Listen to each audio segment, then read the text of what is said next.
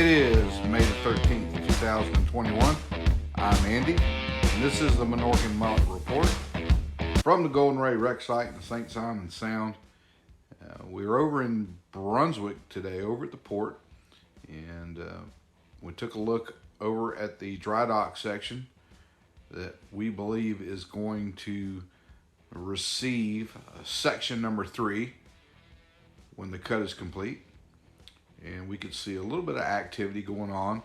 It appears that they had some personnel in a lift basket, and they were working off the end of the dry dock.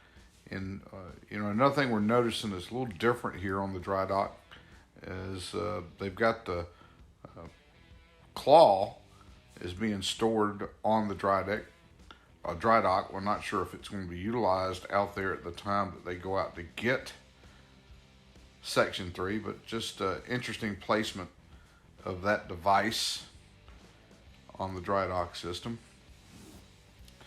But we could see off the crane here, and we believe this is the 303 barge, but it looks like they had some personnel in a lift basket, and they were working down on that system off the end of it there. Of course, only speculation as to what is going on, possibly an inspection of some of the systems that make that dry dock system submerge.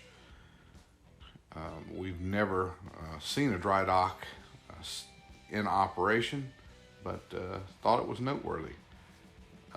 Also noteworthy, the Kurt J. Crosby has returned to the Port of Brunswick after what we believe is taking the Section 7 down just south of Key West and turning it over to the Crosby Reliant.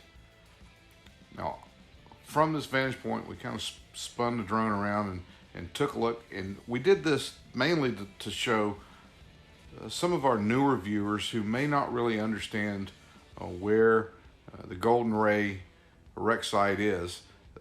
That is the VB 10,000 over the Golden Ray, and the bit of land that's on the right of the screen will be the north end of Jekyll Island.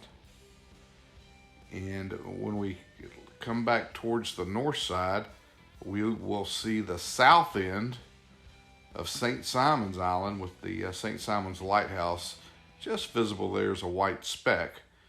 And then that body of water between them is the Atlantic Ocean. That is open water out past the wreck site. Of course, the channel kind of snakes its way through that area and out to deeper water. Now, out at the site today, we saw a handful of environmental boats that were out on the site. The guys were out working the site, I guess looking for debris and oil. We did not see any debris on the water.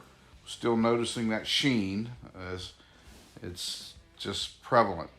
When the cutting is going on, we're going to see that product coming off the ship. It's something we've grown to expect.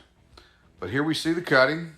The block on the offshore side is still slowly working across the top side there.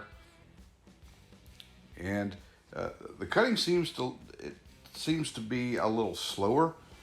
Maybe they're monitoring the systems while it's being cut, more deliberate. But we haven't seen those blocks really jumping around like they're under big loads and really going at the higher speed that we've seen before. We suspect we will see that once that chain starts to move on up the hull side.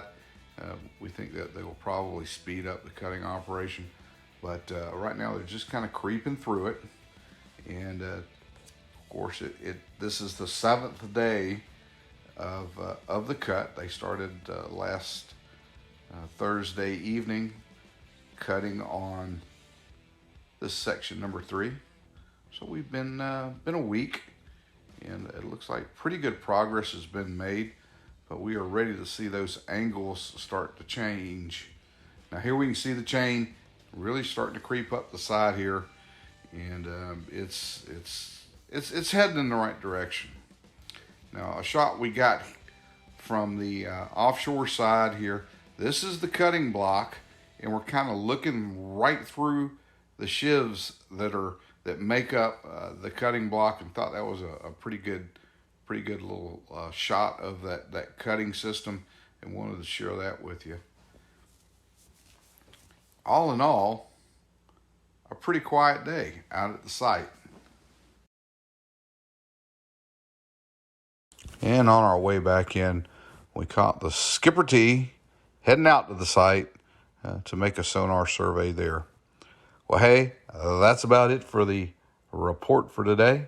We'll ask if you haven't done it yet, please click on that subscribe button. Send us some comments. Most of all, we want you guys to stay safe out there.